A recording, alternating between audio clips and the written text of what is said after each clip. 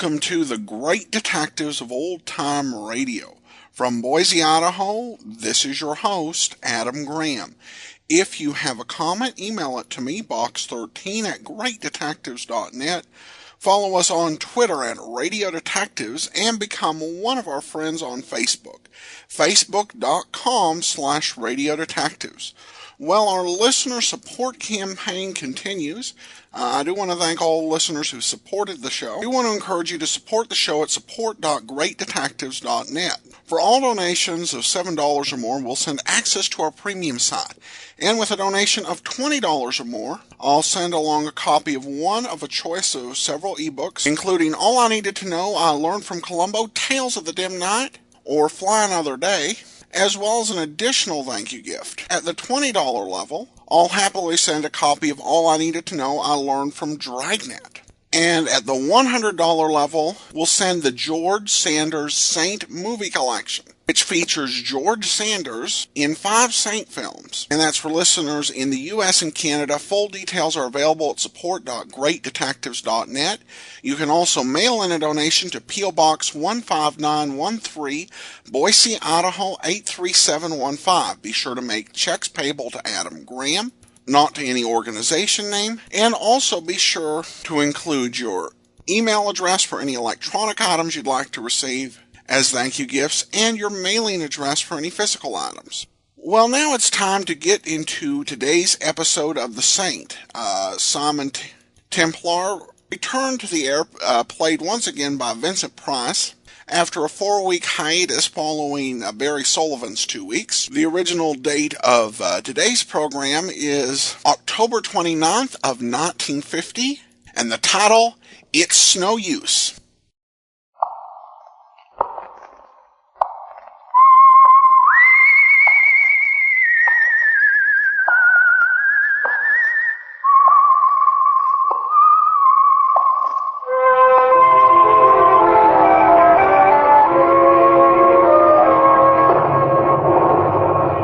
The Adventures of the Saint, starring Vincent Price.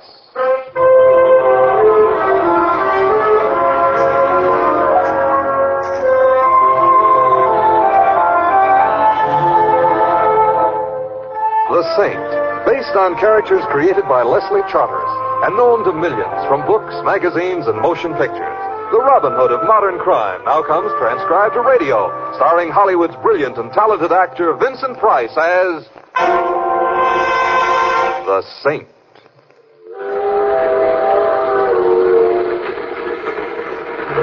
Snow sports. Who likes them? Ski trains. I'd rather have an old-fashioned. Mountains, I should have stood. Hello. On the other hand, perhaps not. Hello. The seat next to you isn't taken. I admire intelligent women. Sit down. All right. But I'm not intelligent. Oh, you're being modest. I am not. Oh, I'm sorry. You are beautiful, though. I bet you say that to all the beautiful girls you meet. Do you like to ski? No, Then why are you on the ski train? because of the telegram you sent me. Then you are Simon Templar. I kind of thought you looked like one. Thank you. Your telegram sounded desperate. What do you want me to do? A very small favor. Yes? I'd like you to be my husband. What? Are you married? No, but I... Well, then nobody will mind if you're my husband for nobody a while. will mind. Look, Peggy. I said only for a while. None of my husbands was ever able to say I outstayed my welcome. None of your... Peggy, how many husbands have you had? I have a terrible memory. I do remember a Smith and a Jones, though. Of course, they're easy names. Yeah. Look, may I ask you why you want me to be your husband? So nobody will murder me, of course. You see, if Charlie thinks I'm married to the Saint, he'll think twice before beating my brains out, which will be the neatest trick of the year, he said, on account of I don't have any brains. I'm quoting Charlie. Who is Charlie? He's in the car up ahead with the blonde. He's a friend of yours? Oh, no, he used to be my last husband. I mean, he was my husband last. I think I understand. And why should he want to kill you? Alimony. That you get from him? Oh, it doesn't seem much of a motive. It's a lot of alimony. Also, he doesn't like my following him around. You follow him around. Why? To make sure Vicky doesn't kill him. Vicky? That's the blonde. She married Charlie after me. And she wants to kill him. Well, who wouldn't? Besides, she doesn't even like him, but she's crazy about money. And if she kills him, she'll get all the money. And I won't get any alimony. So, I know a girl isn't supposed to be forward and ask a man to be her husband. Anyway, not the first time they meet. After all, this is a matter of a life and death. So? Simon, will you be mine?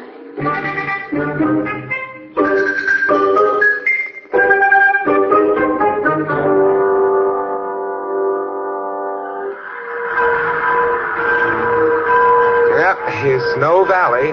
Out we go. Oh, Simon, look. All the taxicabs are slaves. So they are. Climb right in, folks. Oh, thank you. Come on, Peggy. Thank you. Where to? We're going to... The Snowtop Hotel. Snowtop Hotel. Gee, up.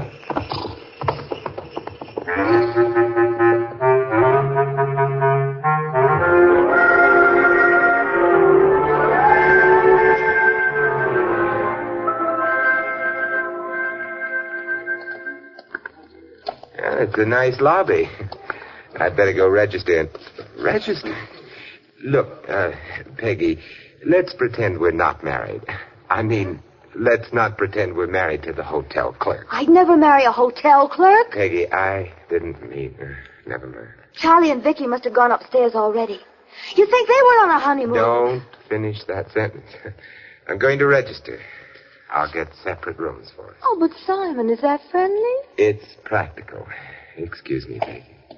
Oh, my gorgeous. Sergei! At last you're coming to me. What are you doing here? Oh, sculpting like anything. Even snowmen I'm sculpting. But for right now, I'm making a bust, Vicky. From what anybody can see of Vicky, you'll be busy all winter, Sergei. But I'm having now the studio in the woods. You wishing I make you a bust also? I'm going to be too busy to be sculptured. Was it sculpt? Oh, Peggy, don't say that. All my life I'm dying for you. You look fine. Pagliacci. Huh?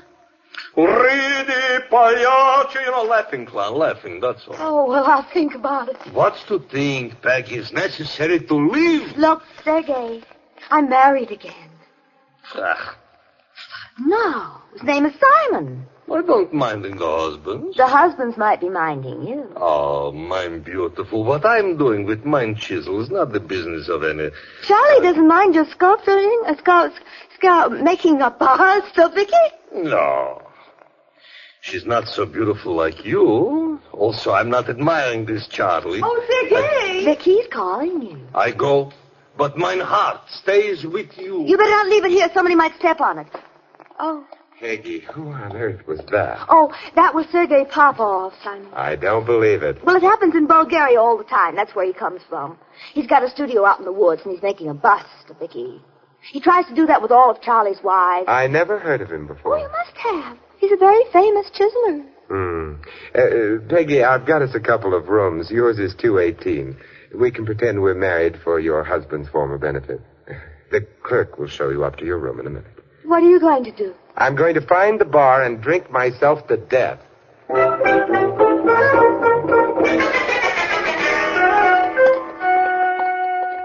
216, 217. Ah, here we are. 218. Thanks, Mr. Clerk. Which room do the Thompsons have? Room right next to yours, ma'am. And if you need anything... Thank you. You're very welcome.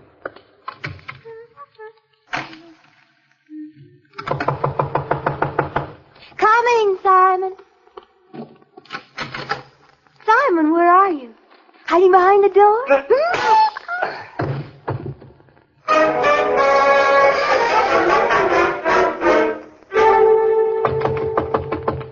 Peggy! Peggy? Huh. Hey, Peggy, what are you doing on the floor? There was an earthquake. And the hotel fell down and hit me on the head, and I'm dead. Oh, come on. Now, let me help you up. I'll put you on the couch. There.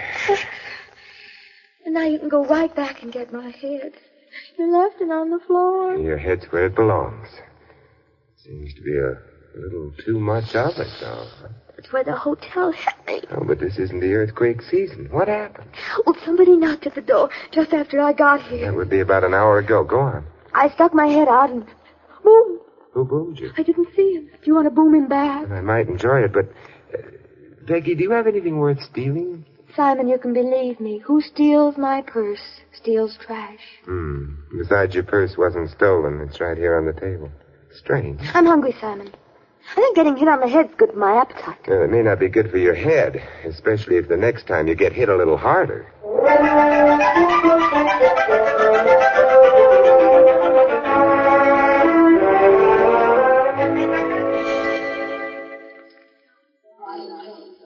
How does your head feel now? Like it's beginning to belong to me. Eat some more steak. Simon, are you trying to fatten me up?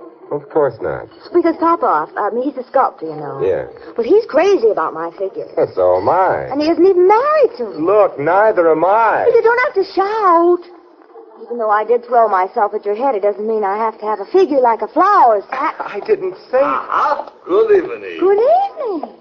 Simon, this is Sergei. Popoff. No, I stay here. That's a joke. That's debatable, but... Oh, my beautiful. This one sounds like a husband. Well, yes, he's my husband.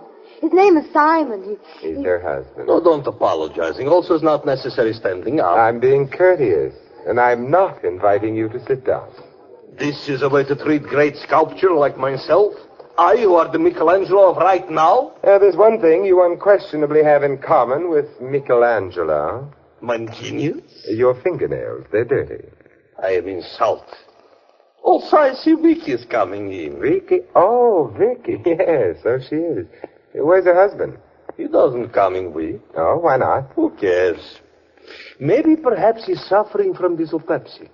I should dearly love to see a man suffering from dyspeptic. Something he eat, no doubt, you know. Oh, Vicky, she's coming in. Yes, I've been noticing. Well, that is... Sergei, my love, we've been waiting long. Yeah. And who is this lovely man? These lovely people you're with. Well, she is Peggy, and he's a husband. How do you do? My name is Templar. I'm Vicky Thompson. You've lost something, haven't you, darling? Oh, have I? Your husband. What do you... I've seen you someplace before. Uh-huh. Where? In Charlie's photograph album. Oh, you're not... I am, darling. Charlie's former wife. And I know all about the long winter evenings when Charlie shows his photograph album to his wife. Sergei, Yeah? I don't think we'd better bother these nice people any longer. Let's go have our dinner. But Vicky... Have you seen Charlie? No! I see. Well, come along, Sergei. Confidential, I do not understand Vicky. Oh, why not? She's worrying about her husband. Ridiculous. I'm seeing you sooner, huh? Not if I'm seeing you sooner. Oh. Simon, did you notice Vicky? Yes, I did. She does that to people. But what I meant was she turned pale as soon as I mentioned Charlie to her. So she did. Which reminds me, where is Charlie?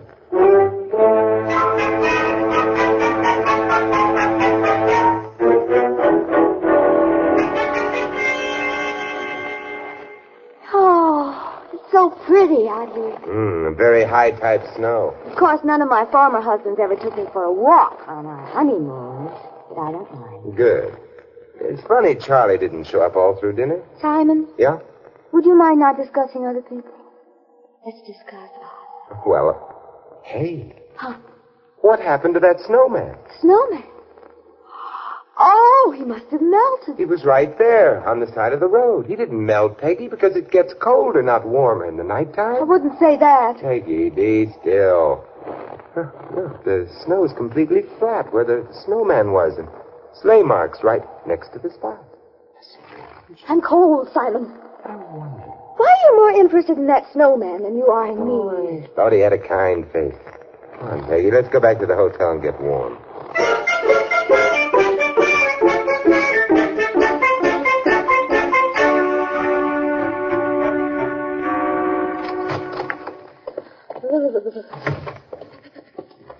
I'm going right to my room. I'll take you up.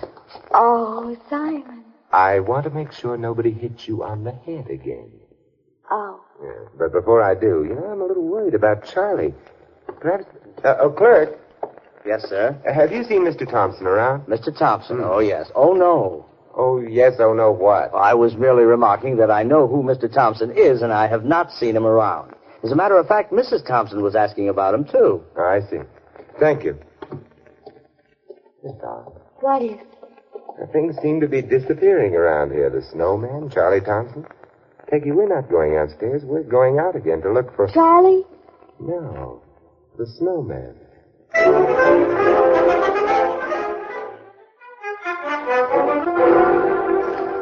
Simon, any resemblance between me and an Eskimo is no coincidence. It's a lie. I'm freezing. We've been all over town looking for that darn thing. There's only a little more ground to cover. We've worked our way around to the back of the hotel. I know, but Simon, finding a snowman in the middle of all this snow. It's like looking for a needle in a haystack. The difficulty of that has always been overrated. There's an easy way of finding a needle in a haystack. How? You just sit down on the haystack. That's the end. Do you hear what I just said, Simon? It was a joke. Yeah, let's keep the conversation on a higher level. Simon. What? Straight ahead, near those trees. There he is. Yeah. Doesn't seem to have been damaged much. Look, he's frozen solid.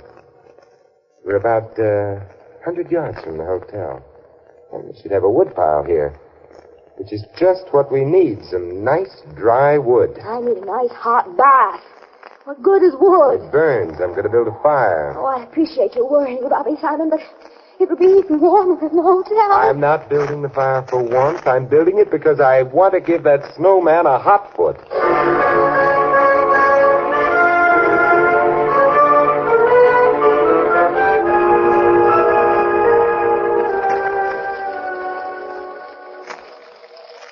Simon, that's a very pretty fire, but why do you keep staring at that snowman? I'm waiting for it to melt. Now, that isn't a nice thing to do to Sergei's work.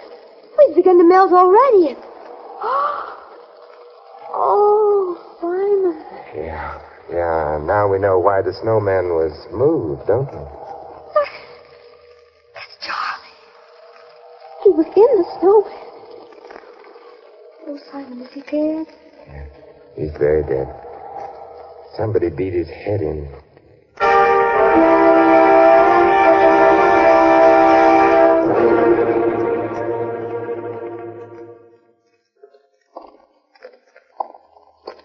The sheriff will be over in a little while, Peggy, as soon as he gets his galoshes on. I hate to think of Charlie lying out there in the snow. He was never an outdoor man. Peggy, maybe you better run upstairs to your room. Simon, turn to me. It's just that I wanted to get over to Sergei's studio before the sheriff gets there. You think Sergei killed Charlie and put him in the snowman? It's possible. Charlie's death makes Vicky a very rich widow. Sergei might approve of that. I'd like to ask. I'll go with you. No, Peggy. A wife's place is at her husband's side. Yeah, but look, still, we're not... Another word, and I'll marry you right out here in the lobby. Never mind. Let's go get ourselves a sleigh.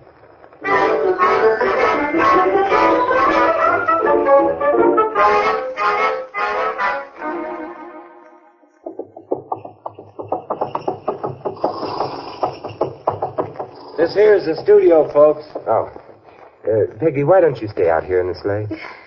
You don't think all these sculptures have themes inside them? No, but he might be dangerous. I'm coming with you. You don't mind if I come, too? A little dark out here. Oh, no, we'd love having you. Come on. Okay. Oh, the studio looks like a hunting yard. Yeah, the Prince of Graustark should be inside, but he won't be. Look, the window's 3/4 covered with snow. You ain't answering too quick. Oh, the door's open. Come on. Oh, it's so dark. Wait a minute. I'll find the lights. What? Get down, Peggy. The shots came from that window. Hey, what's going on here? All right, Peggy. Hey, that's my sleigh. That was your sleigh. Somebody please shut the door. It's so cold. All right. Now, what are we going to do? Now, we'll phone town. There's a phone. Anyone see one? No, they don't have lines strung out in these woods. Oh, that's fine. Simon, look what I found. Huh? Oh. It's a wallet. Not much help. No identification in it. But Simon, it's the kind Charlie always carried. with lots and lots of money in it. Yeah, perhaps, but it's empty now. It could just as well be Sergei. Sergei carries a purse, Simon. Oh. Now you mention it, Charlie's wallet was missing when we found it. Ain't missing any more. I wonder if any spare socks are going to turn up. Spare socks. Charlie Thompson was wearing one red sock and one green one. Somebody may have walked off with the mate to one of them. Well, come on, everybody. Let's start walking. It's going to take us about a week to walk back to the hotel. Snow's kind of deep out there. And Sergei may not be back for hours or months. Simon, there are a couple of pairs of skis in the corner near the door. Yeah. They're very decorative. People go from place to place on skis. Sure. People who can ski. I once read a book, Simon. It said skiing is really very simple. It did? Don't look at me. I ain't getting on them wooden death traps. All right. You stay here. We'll send for you. You mind? Don't mind at all. Here, Peggy. Now, look, I'll help you get those skis strapped on. I hope it's downhill all the way.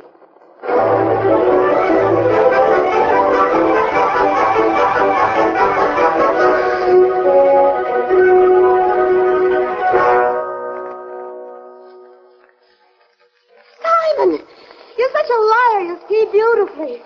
You know, this is wonderful. It's just like flying. Yeah, so long as you stay on your feet. Simon, I'm hungry.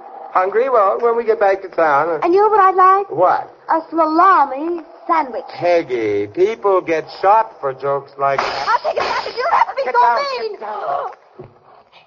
Shots came from the clump of trees down the slope. Hey, Peggy, do you know what bad little boys do? This is the time for... But if we can get under the snow here and get to some rocks. Of course. Make snowballs with rocks. Yeah, he can't get us unless he gets a lot closer. Oh, dear. I can't see who it is. He's moving in. You'll have to come out into the open. Okay, I've got one ready. All right, now. He's moving out towards us. Here goes. Simon, you hit him. Now for the next. You hit him again. Oh, Simon. Now I know how they felt at Bunker Hill.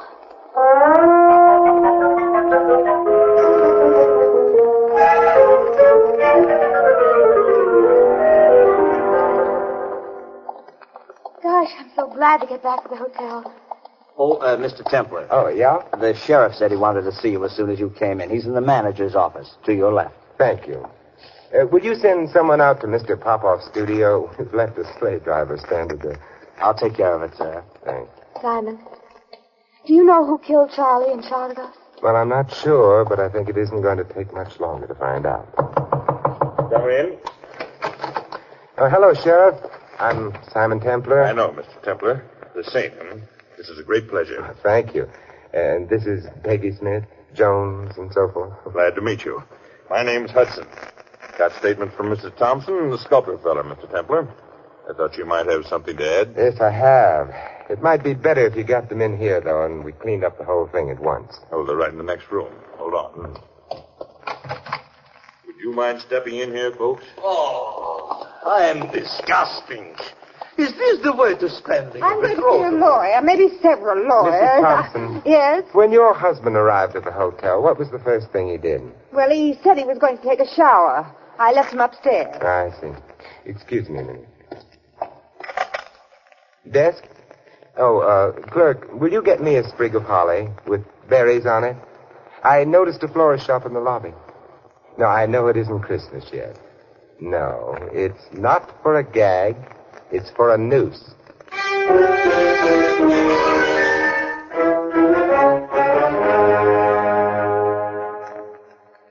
Confidential, everybody. This Simon is crazy. For mistletoe, he is not sending. I kissed a girl under a mistletoe once. And? No different.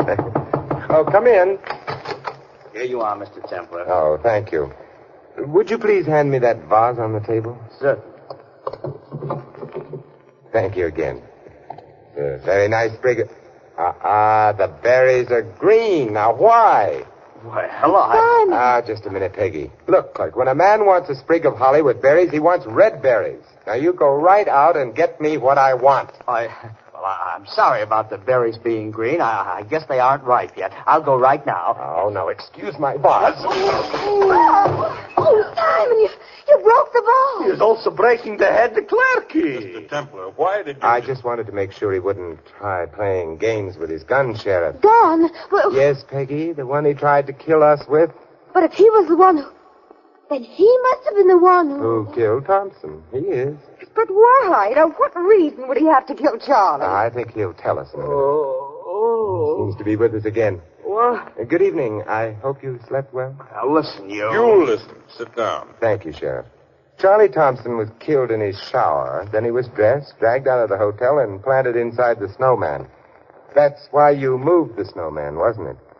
So that you wouldn't have to carry the body so great a distance. I never touched Charlie Thompson. Yet I know you did. How, Templar? Thompson's corpse was wearing one red sock and one green. It meant whoever had dressed him was... Colorblind. Yes, and the business with the holly proved that. The berries were really red, but when I told our friend here that they were green, he had to take my word for it. He couldn't tell the difference. Why? Why, you evil man. Simon, he must have been the one who hit me over the head in my room. Mm-hmm. That's why I knew Mrs. Thompson hadn't killed her husband. What do you mean? Well, you wouldn't have had to hit Peggy over the head in order to get into your husband's room. And I couldn't suspect Mr. Popoff. Why not? Some of my best friends are suspecting me. Because you would never have left Thompson's empty wallet in your own studio. It was the clerk Peggy and I surprised planting it there. After, of course, he had taken all the money out of it. But that's why Thompson was killed, Mr. Popoff. He always carried lots and lots of money in his wallet. Peggy supplied that information. You mean this Clerky tried to frame me so I am looking like a murderer? That he did. How do you like that?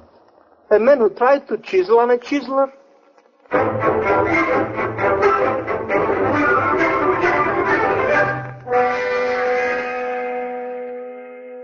Simon, we're alone.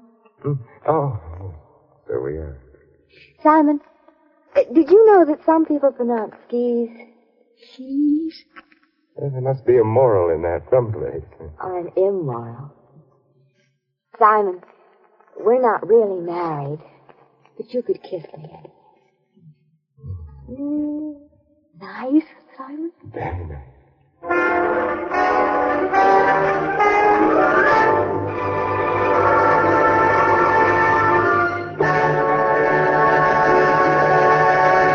You've been listening to another transcribed adventure of the Saint, the Robin Hood of modern crime. Now here's our star. Ladies and gentlemen, this is Vincent Price inviting you to join us again next week at this same time for another exciting adventure of the Saint. Good night.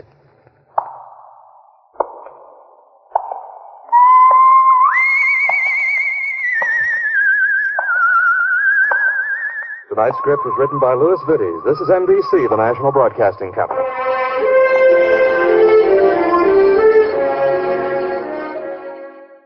Welcome back. It might seem to some listeners that we've had color blindness as a clue used before. And of course, they're correct. Back in the Colorblind Killer, which we've heard only a few months ago.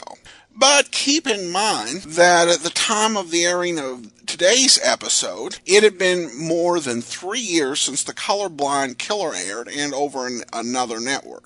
So the clue reuse was not a big deal at all.